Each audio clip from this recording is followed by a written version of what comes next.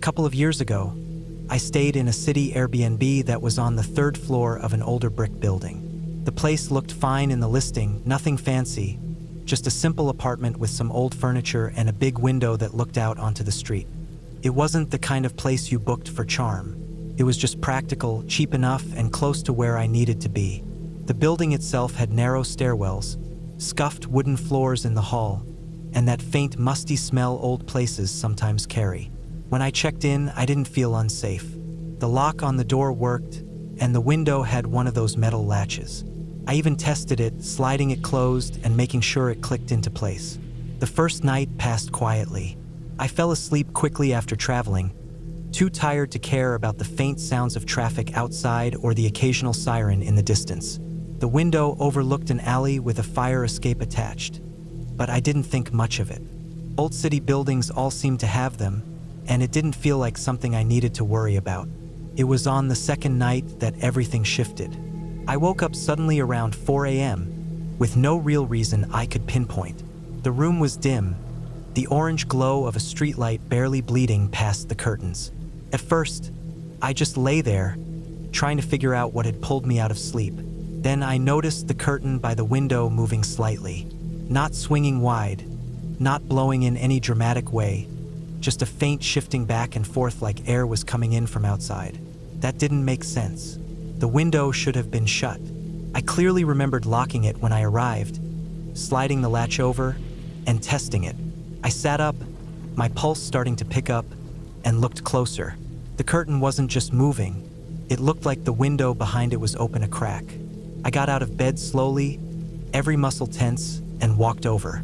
The closer I got, the more certain I became. The window wasn't just cracked.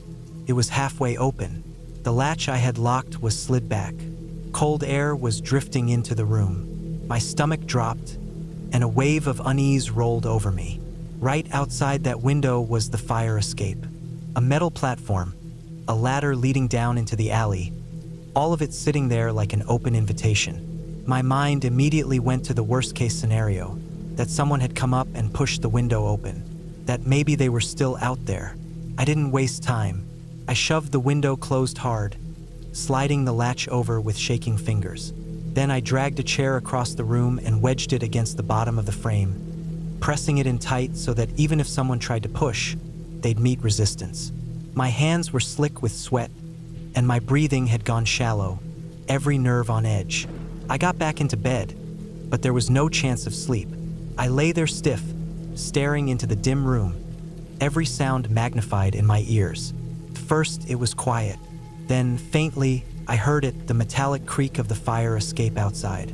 It was subtle, almost like the metal shifting in the cold, but it wasn't random. It came in little bursts, a faint groan of metal under weight, then silence, then another soft creak. The kind of sound you'd hear if someone was shifting their weight carefully, slowly, trying not to be noticed. I held my breath, straining to listen, every hair on my arms standing up. The sound didn't come in a steady rhythm. It was stop and start, just enough to keep me from convincing myself it was nothing. Each time it came, my chest tightened more. Someone was out there. I couldn't see them, but I could hear it, the faint scrape and groan of metal just outside my window. I stayed completely still. I didn't dare move, didn't dare touch the curtains to look. My heart was racing, and I could feel it pounding in my neck.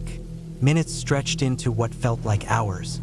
Every time the metal creaked, I imagined someone crouched just outside, waiting for me to make a mistake, waiting for me to fall back asleep. At some point, I realized I was gripping the edge of the blanket so tightly my knuckles hurt. I forced myself to loosen my hands, but the tension in my body wouldn't let go. I just lay there, staring into the dark, ears tuned to the faintest sounds. Eventually, the noises stopped, or maybe I was too exhausted to keep track of them anymore. My body was buzzing with adrenaline, but my mind was foggy with lack of sleep. I didn't shut my eyes again until faint daylight started to creep around the edges of the curtain. When morning finally came, I didn't waste any time. I packed my bag in silence, checking and rechecking every corner of the apartment to make sure I wasn't leaving anything behind. My stomach churned as I kept glancing at the window, half expecting to hear another creak or see the latch moved again. It was still locked, the chair still pressed against it, but that didn't comfort me. I couldn't shake the memory of the cold air on my skin when I found it open, and the way the metal outside had groaned like someone was testing every step. I carried my bag out quickly, my footsteps echoing in the narrow stairwell. When I stepped onto the street, the air felt different, lighter, freer. I didn't even look back up at the building. I just kept walking until I was blocks away, then found a cafe where I could sit and collect myself. I didn't go back that night. I canceled the stay, found a hotel, and paid whatever it cost just to have a space that felt secure. Even in the hotel, I checked the locks twice, pulled the curtains shut tight, and kept the TV on low just to fill the silence. The memory of that night has stuck with me. It wasn't just the open window. It was the way the latch had been undone, the way the air was cold against my face, and the way the fire escape had seemed alive with faint movements. Someone had been out there. Maybe they hadn't gotten in because I woke up when I did. Maybe they left when I shoved the window closed. I'll never know for sure, but the thought of what could have happened if I had stayed asleep that night has kept me alert ever since. Now, whenever I book an Airbnb, I check the windows first. I test every lock, scan for fire escapes or balconies, and never assume I'm as safe as the listing makes me feel. Because I learned the hard way that in the middle of the night, when you hear the faint metallic creak of a ladder shifting under weight, that sense of safety can vanish in an instant. That third-floor apartment seemed harmless when I first stepped inside. But by the time I walked out, I knew I'd never forget how close it came to being something else entirely. I booked a guest house on someone's property because I wanted a quiet, private place to stay for a couple of nights. The listing said private guest house, and the photos made it look cozy, small, and separate from the main home. That word, private, is what sold me. I thought it meant I'd have space to myself, no interruptions, and no one bothering me. When I arrived, I noticed immediately that the guest house was right across the driveway from the main house. The two weren't connected, but they were close enough that I could see the front porch of the main house clearly from the little steps of mine. The distance was maybe 30 feet at most. I remember pausing with my bag in my hand, thinking this wasn't as private as I had expected, but I told myself it was fine. Maybe the host wouldn't even notice me much. The guest house itself was small but clean. It had a kitchenette, a bathroom, and a bed tucked near the window with thin blinds. There were a couple of small lamps, a rug, and a little table with 2 chairs. It wasn't fancy, but I wasn't expecting fancy. It smelled faintly of cleaning products, which was reassuring. After settling in, I kept the blinds half shut because I could see straight into the host's house from mine, and that closeness made me uneasy even before anything happened. The first evening passed quietly. I walked into town for dinner, came back, and watched some videos on my laptop before getting ready for bed. Everything seemed normal. Still, I had this nagging feeling of being watched, though I told myself I was overthinking. The blinds on the windows were thin, and the glow from my lamp probably made it easy for anyone outside to see shadows moving inside. I turned off the lights earlier than usual just to be safe. It was the middle of the night when I woke up to the sound of gravel crunching. At first, I thought it was just an animal, maybe a raccoon or stray cat moving across the driveway. But then the sound didn't fade. It was steady, slow, and deliberate crunch, pause, the sound of footsteps on loose gravel. I froze in bed, my ears straining in the dark. The blinds by the bed were pulled down, but a sliver of light from the porch lamp outside the host's house spilled through the edges. The sound stopped, and I couldn't tell exactly where it had come from. My chest felt tight, and I stayed completely still, barely breathing. Curiosity got the better of me. I leaned slightly and lifted one edge of the blinds with 2 fingers, just enough to peek outside. That's when I saw them. The host was standing halfway between the 2 houses, right in the middle of the driveway. They weren't moving. They were just standing there in the dark, facing my guest house. Their outline was sharp under the faint light from their own porch, but their face was shadowed. What unsettled me most was how still they were. No phone in hand, no flashlight, no reason to be there, just standing, staring. My heart started pounding so hard I thought it would echo in the quiet room. I let the blinds fall back into place and ducked down quickly, crouching on the floor beside the bed. My hands were sweating, and I pressed them against the carpet to steady myself. Every instinct told me not to move, not to make a sound. Minutes crawled by. I tried to listen, but my own heartbeat and shallow breaths drowned out everything else. Finally, I gathered the nerve to peek again. I lifted the blind a second time, slower, my fingers trembling. The driveway was empty. The host was gone. That was almost worse than seeing them there. At least when I saw them, I knew where they were. Now I had no idea if they had gone back inside, if they were standing just out of sight, or if they were closer than before. I dropped the blind again and slid back onto the bed, pulling the covers over me like that thin fabric could shield me. Sleep was impossible after that. I lay there for hours, stiff with fear, listening for any sound. Every little creak of the house, every car in the distance made me flinch. I kept picturing the host standing there, silent, staring, as if they were waiting for something. By morning, I was exhausted but more determined than anything. I packed my things as soon as it was light out. I didn't shower. I didn't make breakfast. I just shoved everything into my bag, zipped it up, and double-checked that I hadn't left anything behind. I kept glancing out the window toward the main house, but I didn't see the host again. Still, I moved quickly, my pulse hammering until I was back in my car with the door locked. I didn't stay another night. I canceled the rest of the reservation and booked a hotel in town.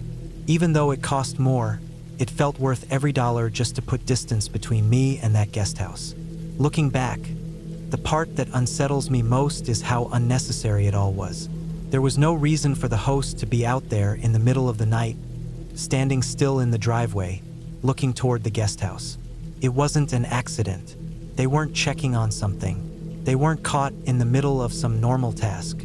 They were just standing there deliberately watching. That kind of quiet watching burrows under your skin in a way you can't shake. I didn't confront them. I didn't ask why. I just left, because nothing they could have said would have explained it away. The image of them standing motionless between the houses is burned into my mind. Since then, I've been more careful with Airbnb bookings. I look more closely at the listings, study maps, check reviews for any mention of privacy issues. I avoid any place where the host lives on the same property. I'd rather spend extra money on a hotel than risk repeating that night. Because even now, when I think about it, I can feel that same fear in my chest. The gravel crunching under slow footsteps, the shadow of a person standing outside my window, the silence stretching on while I crouched on the floor hoping not to be seen. That wasn't the kind of fear that comes and goes. It was the kind that stays, reminding you that sometimes the scariest thing isn't a noise in the dark. It's the presence of someone who has no reason to be there, watching when you least expect it. I went to that guest house for privacy. Instead, I found myself under the gaze of someone I didn't trust, and I left knowing I would never go back. That one night was enough. I rented a small studio Airbnb for 3 nights, and at first it seemed perfect for what I needed.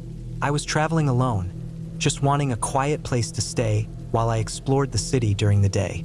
The listing had looked fine online. Nothing fancy, just a tiny studio with a kitchenette, a bathroom, and a bed tucked against the wall. When I first arrived, I remember thinking how small it felt, but it was clean and didn't smell musty or anything, so I figured it was good enough. I wasn't planning to spend much time inside anyway. The first 2 nights were uneventful. I came back late after walking around all day, tired enough to crash on the bed. The place was simple. A little counter with 2 stools, a fridge that hummed louder than it probably should have, and a window that didn't quite close all the way. The bed was firm but not uncomfortable. The decor was minimal, just a few framed prints on the wall and a shelf in the corner with some fake plants. I didn't pay them much attention at the time. On the last night, things changed. I had showered, eaten a quick meal, and was lying in bed scrolling through my phone when I noticed something out of the corner of my eye. It was faint, just a small red light blinking in the dark. At first, I thought it was a reflection from something outside, maybe a car passing by, but the window faced a quiet alley.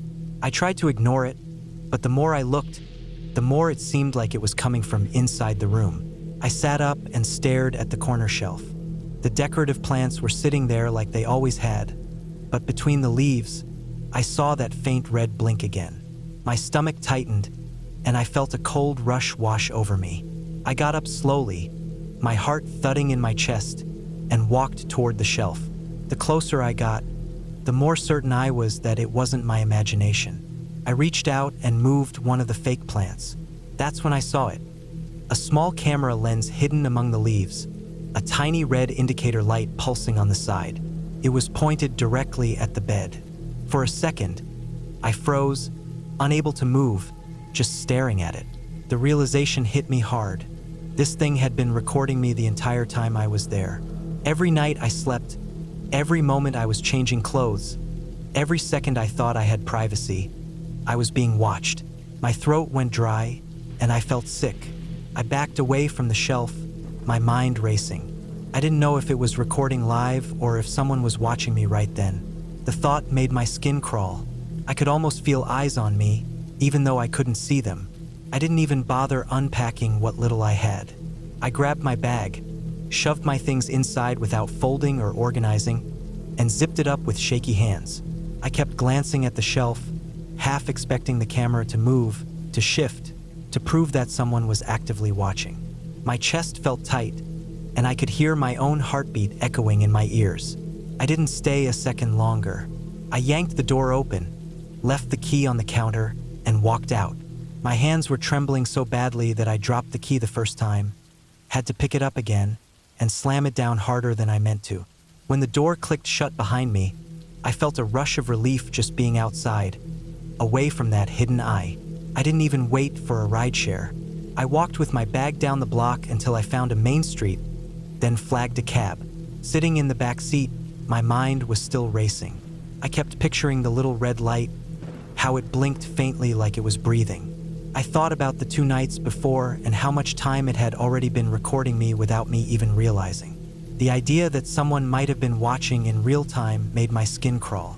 That night, I booked a hotel instead, even though it was last minute and way more expensive. I didn't care. I just needed a place where I could close the door and not wonder if someone was watching. I kept the curtains drawn, checked every corner of the room, even looked behind the TV and the smoke detector before I let myself lie down. I still barely slept. The next morning, I reported everything to Airbnb. I sent them pictures of the hidden camera, explained exactly where it had been placed, and told them how I found it. They said they'd investigate, but those words didn't mean much in the moment. What stayed with me was that feeling of standing there in the dark, staring at that red light, realizing I hadn't really been alone for the past 3 days. The whole ride home, I couldn't stop thinking about it. It wasn't just the invasion of privacy. It was the violation of trust, the thought that I'd walked into that place thinking it was safe. I thought about all the normal, unguarded things I did while staying there, never once considering that someone might be recording. I imagined those recordings sitting on some stranger's computer, maybe even being uploaded online. The idea made my chest tighten all over again. Even now, that memory sticks with me. It taught me to never assume a space is private just because it looks normal. I've stayed in other rentals since then, but I check everything. I run my fingers along vents, I look at plants, I cover any blinking lights I don't understand. It's not paranoia anymore, it's survival. What shook me most wasn't just the camera itself, but how easily I might never have noticed it. If that faint red light hadn't caught my eye in the dark, I would have left that place without ever knowing. I would have walked away thinking it was just a normal stay, but I did notice, and I'll never forget that moment. The way the air seemed to drain out of the room, the way my heart raced, the way I felt smaller than I ever had before. That Airbnb seemed fine when I walked in, but leaving it, I realized I'd never felt so exposed, and that feeling has never left me.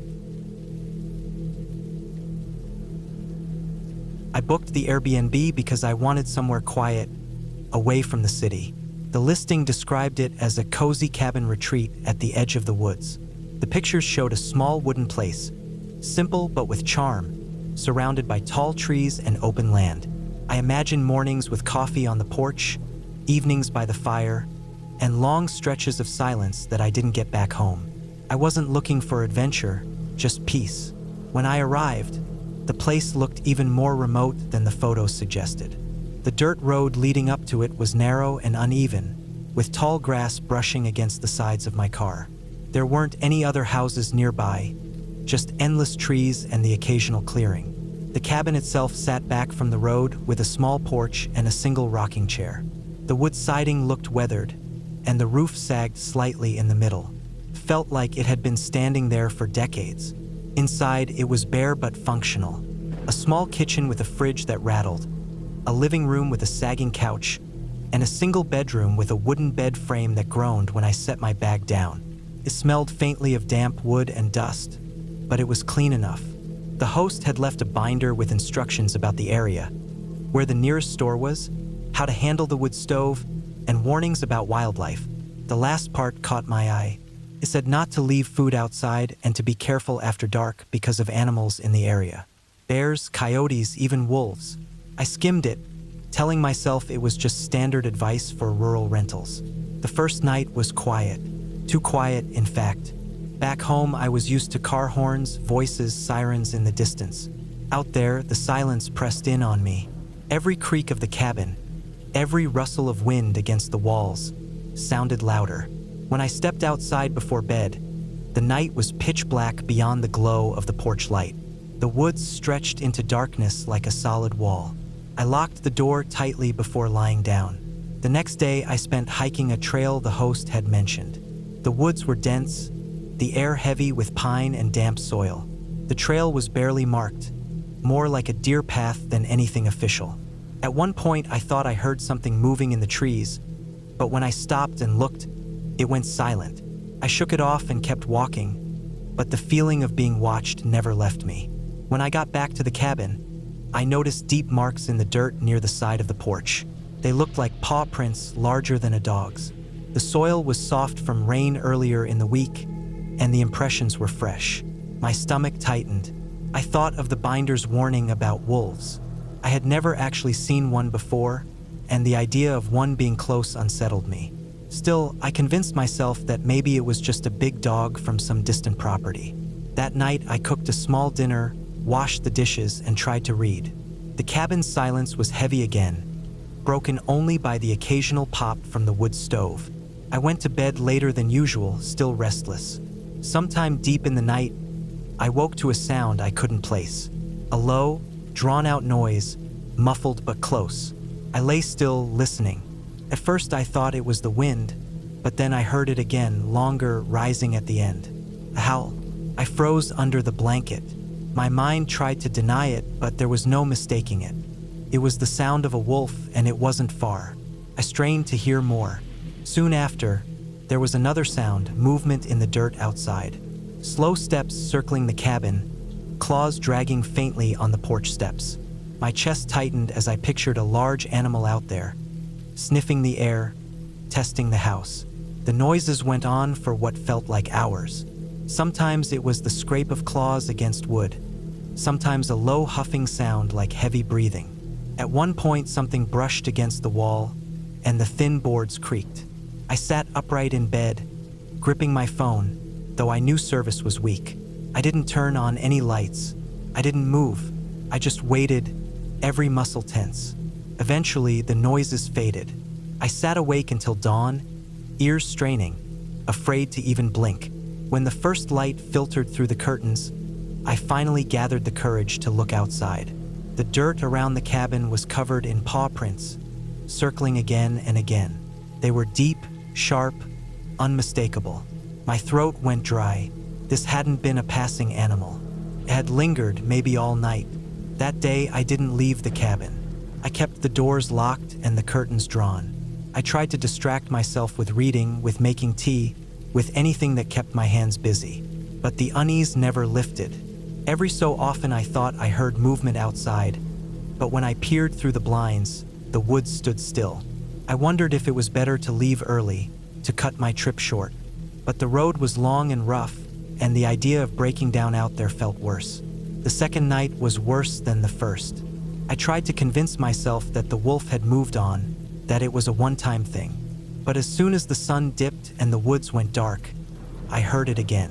The low howl closer than before, the scrape of claws, a heavy thump against the porch like it had jumped onto it. My body went rigid as I heard slow, deliberate steps cross the wooden boards right outside the door. I sat in the dark, every nerve on edge, listening to it move back and forth. At one point, it pressed against the door, and I heard the faint rattle of the knob. My breath caught. I stayed perfectly still, heart pounding so hard I thought it would give me away. After a long stretch, the pressure eased, and the sound shifted toward the side of the cabin. Then came a new noise, the sharp drag of claws across the wall, long and slow. It was marking the place. The sounds lasted all night, sometimes a low growl, sometimes pacing, sometimes silence that was worse because I didn't know where it had gone. I didn't sleep at all. By morning, I was shaking from exhaustion. I opened the door just a crack once it was light, and the sight made my stomach drop. Deep scratches raked across the wooden panels of the cabin, gouged in rough lines. The porch was littered with muddy paw prints. I didn't stay another night. I packed quickly, tossing my things into my bag without care, and left as fast as I could. The drive down that narrow road felt endless, every shadow between the trees making me flinch. When I finally got to a gas station with service, I sent the host a message explaining what had happened. I told them about the paw prints, the howls, the scratches on the walls. The reply I got was short, almost mocking. They brushed it off as part of the rural experience and said wildlife encounters were normal.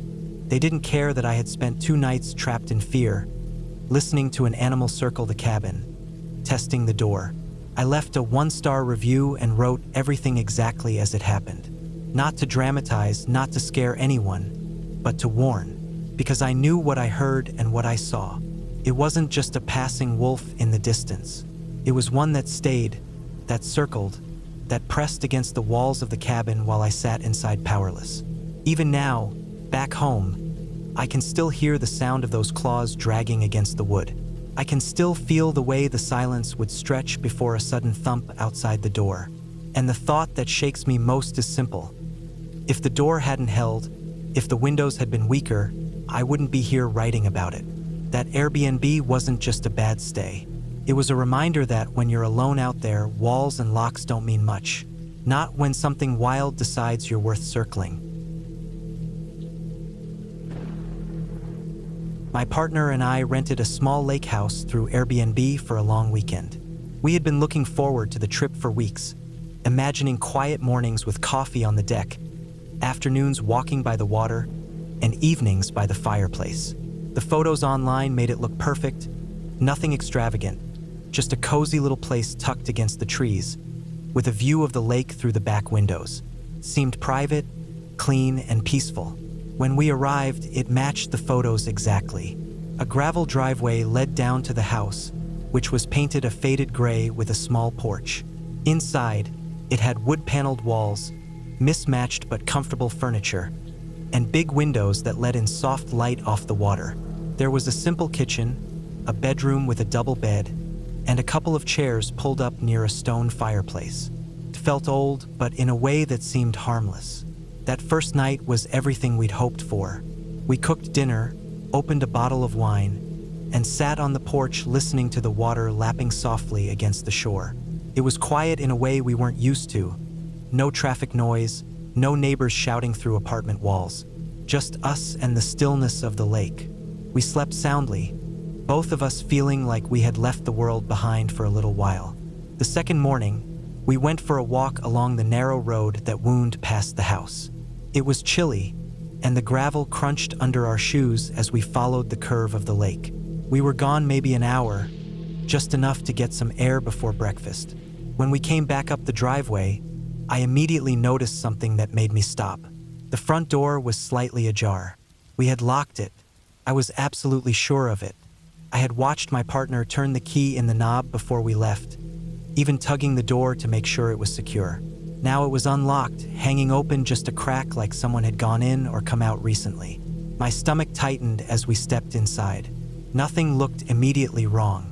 Our bags were still where we left them, nothing scattered, nothing stolen. But the more I looked, the more small things felt off. A chair at the kitchen table was pulled out when we had pushed them all in before leaving. A drawer in the side table by the couch was half open, though neither of us had touched it since we arrived. A blanket was folded differently, like someone had picked it up and set it down again. It wasn't the kind of mess a burglar would make. Nothing was taken, but it was clear that someone had been in there. Someone had walked through the space, touched things, and then left without trying to cover it up completely. I felt a deep unease crawl through me as I moved from room to room, checking. The back door was still locked. The windows were still latched. It was only the front door that had been left open, like an invitation or a warning. We sat there in silence, the weight of it settling over us. My partner messaged the host, explaining what we had found. The reply came quickly. Maybe the cleaner had accidentally stopped by on the wrong day. Maybe it was just a misunderstanding. But that explanation didn't fit. The house was already clean when we checked in, and nothing about what we saw felt like cleaning. Felt like intrusion. We tried to brush it off, but the mood of the trip had shifted completely. Every sound outside caught our attention. The creak of the porch boards in the wind, the splash of water against the dock, even the calls of birds. It all seemed louder, closer, suspicious. That night, when it was time to sleep, neither of us could relax. We locked the door, checked the windows twice, and still couldn't shake the thought that someone else had a key. Someone who might come back, quietly, in the middle of the night. The bed that had felt cozy the night before now felt exposed. The dark corners of the room seemed heavier, like they were waiting for something to move in them. We ended up sleeping in shifts. One of us would lie in bed, trying to rest, while the other sat up in the chair near the window, listening, watching, waiting. When it was my turn to stay awake, I stared at the front door, imagining the knob turning, the latch clicking, the door slowly swinging open. My eyes burned from the strain, but every time I felt them start to close, I forced them open again. The hours crawled. The house groaned like old houses do. The wind rattled branches against the walls, and sometimes I thought I heard faint crunches on the gravel outside, though I couldn't tell if it was real or just my mind making things worse. I would hold my breath, straining to listen, before convincing myself it was nothing. But the fear never left.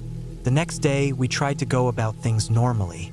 We made breakfast, sat outside for a while, even went down to the water. But we couldn't escape the feeling of eyes on us, even when we were alone. The idea that someone had walked into that house while we were gone, had moved things just enough to let us know, had taken nothing but left their presence behind. It was too much to forget. We stayed the remaining nights, but they weren't restful. We locked and double-locked, placed chairs under doorknobs, and still traded off staying awake because sleep never came easy. Every creak of the wood floor, every shift of the wind outside set our nerves on edge. By the time we left, we were drained.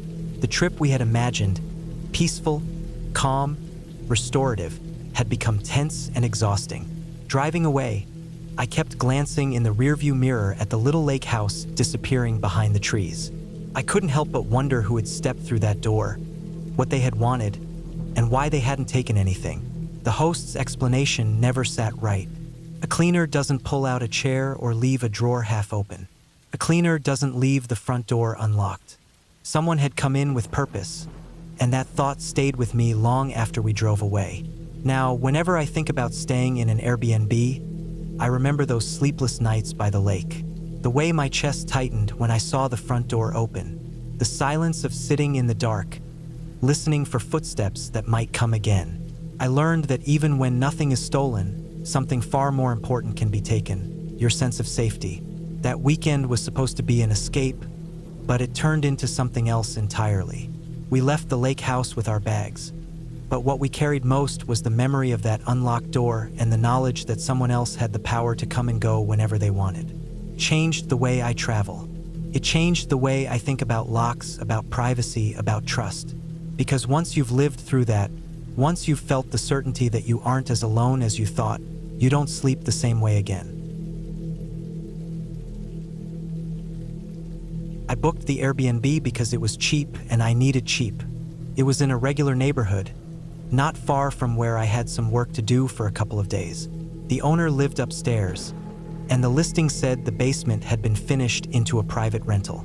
I figured it would be fine, simple, affordable, and easy. When I got there, it looked like a normal house, nothing strange from the outside. The owner greeted me briefly at the door, handed me the key, and pointed me toward the side entrance that led down to the basement. They seemed polite enough, and I didn't think much of it. The basement itself was clean and set up well enough for a short stay. There was a small couch, a bed, a bathroom, a little kitchenette with a microwave and mini fridge. It had that slightly cool, faintly musty smell that most basements seem to have, but it wasn't unbearable. The lighting was a bit dim, but I wasn't planning to spend much time in there except to sleep. I put my bag down and unpacked a little, then went about my evening. The first night started off fine. I stayed up for a while, scrolling on my phone, then got ready for bed. Around 11 p.m., I lay down, and that's when I noticed how much I could hear from upstairs. Every footstep echoed down into the basement. Creaks on the floorboards, the sound of someone moving around, opening and closing doors. It was a little distracting, but I reminded myself, it was their house. I was the guest here. It wasn't a hotel.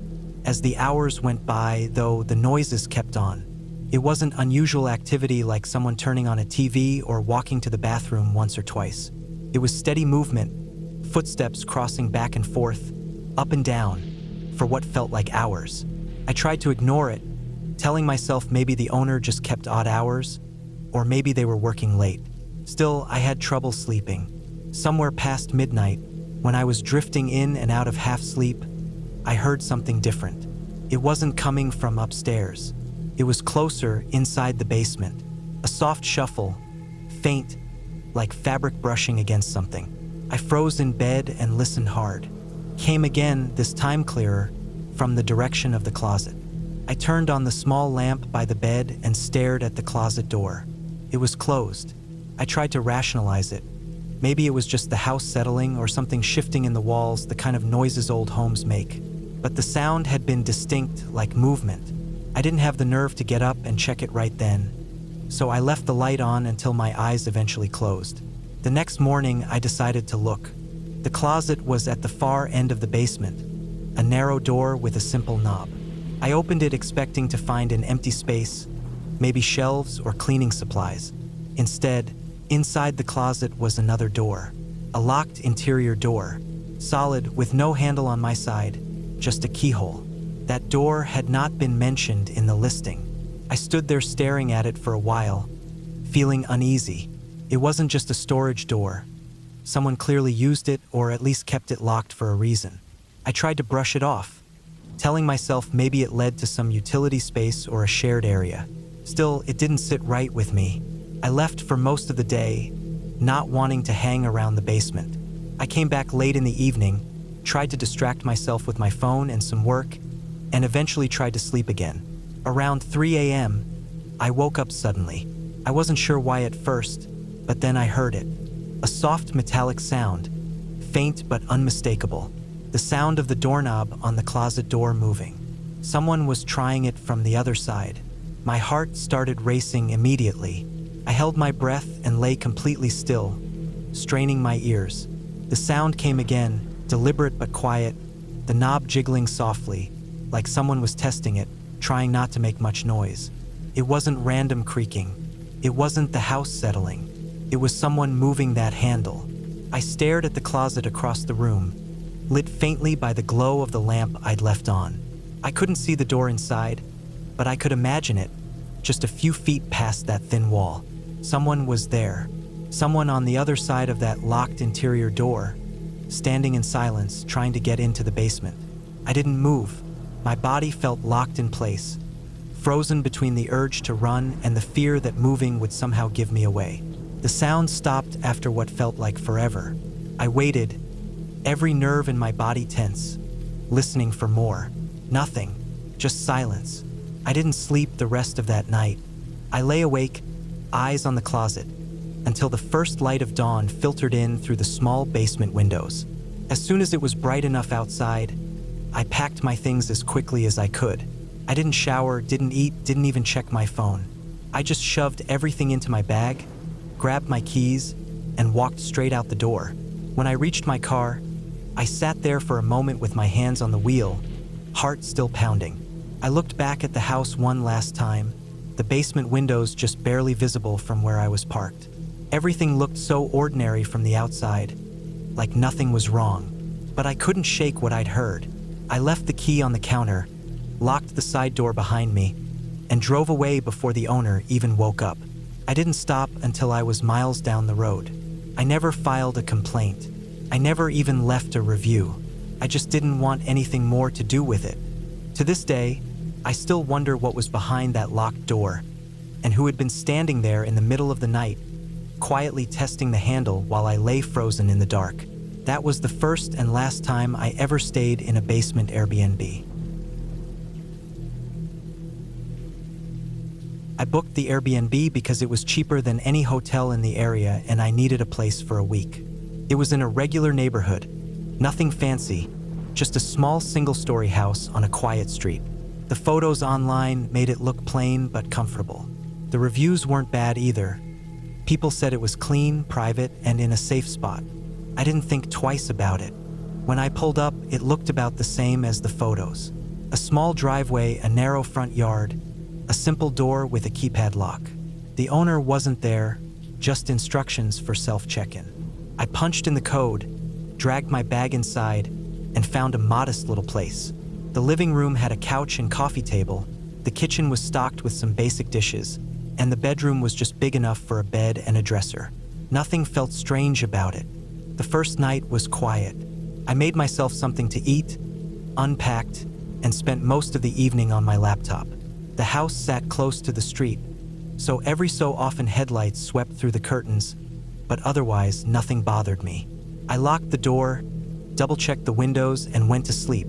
The second night was when I noticed something small but odd. I was sitting in the living room, scrolling on my phone, when I thought I heard a faint click from the front door, almost like the handle moved. I froze, looked up, and listened. The door didn't open, and when I got up to check, it was still locked. I brushed it off as maybe the sound of the house shifting or a car passing outside. Still, I couldn't quite shake it. The next morning, I noticed something else. The chair at the little dining table wasn't pushed in the way I remembered leaving it. It sat slightly pulled back, angled away from the table. I'm the kind of person who notices small things like that, and I was sure I hadn't left it like that. It bothered me, but I told myself maybe I had and just didn't realize. By the fourth day, more little things started to add up. I came back from running errands and saw the bedroom window was cracked open, just an inch. I knew I had locked it shut when I checked in. Inside, nothing looked stolen, but the pillow on the couch was turned the wrong way. The remote for the TV was on the floor, and the bathroom cabinet door was ajar. It was all subtle, easy to miss, but enough to make my stomach tighten. I tried to convince myself it was paranoia. Maybe the cleaner had come by, or maybe I was remembering things wrong. Still, I started keeping all my stuff in one spot so I could notice if anything shifted. I lined up the zipper pulls on my bag, left my shoes pointing a certain way, and took mental pictures of how I left the space. That night, I barely slept. Every small creak of the house made me sit up in bed. Around 2 a.m., I heard it again, the faint sound of the front door handle turning. Just a slow, careful twist, as if someone was testing it. My chest went tight. I stared at the dark shape of the door from the bed, waiting for it to open, but it never did. After a minute, the sound stopped. In the morning, I checked the door again. The keypad looked the same, but when I touched the lock, it felt slightly warm, as if it had been handled recently. I couldn't prove anything, but I knew I wasn't imagining it. From then on, I started moving a chair in front of the door before bed. It wasn't much, but I figured at least I'd hear it if someone pushed their way in. I also started sleeping in short bursts, waking up every hour to listen. On my 6th day, I came back to find something that removed all doubt. My suitcase, which I kept zipped and pushed against the wall, was sitting in the middle of the room. Not wide open, but shifted like someone had pulled it out and then pushed it back without putting it exactly where I left it.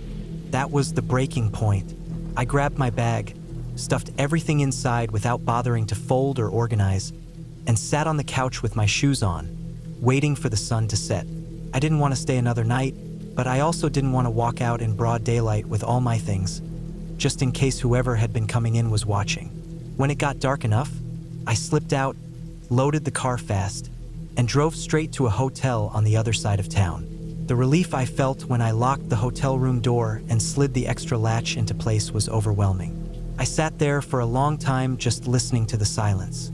The next morning, I opened the Airbnb app to leave a message or review, but I stopped myself. I didn't want to start anything. If the owner had another key or someone else did, they'd know I had figured it out. I didn't want them to come after me or even know I suspected. So I closed the app, left the reservation to expire, and never said a word. To this day, I think about how subtle it all was. No stolen things, no forced entry, just small movements, faint sounds, and a steady sense of being watched without proof. I'll never know who had access to that house or what they wanted. All I know is that they were inside while I was gone, and maybe even while I slept. That week taught me something I've never forgotten. Just because a lock clicks shut doesn't mean you're really alone inside.